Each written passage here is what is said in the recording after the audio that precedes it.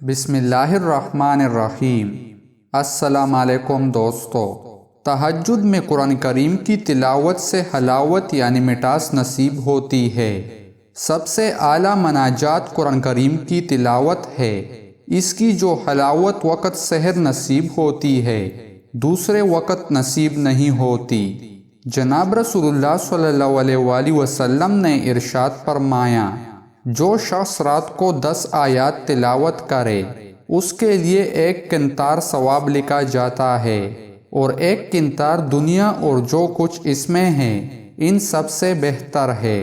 جناب رسول اللہ صلی اللہ علیہ وآلہ وسلم نے ارشاد فرمایا، جو شخص رات کے وقت 100 آیات کے ساتھ نماز تہجد ادا کرے وہ غافلین میں سے نہیں لکھا جائے گا، اور جو شخص رات کے وقت 200 آیات کے ساتھ نماز تہجد ادا کرے وہ ساری رات نماز پڑھنے والوں اور مخلص لوگوں میں لکھا جائے گا۔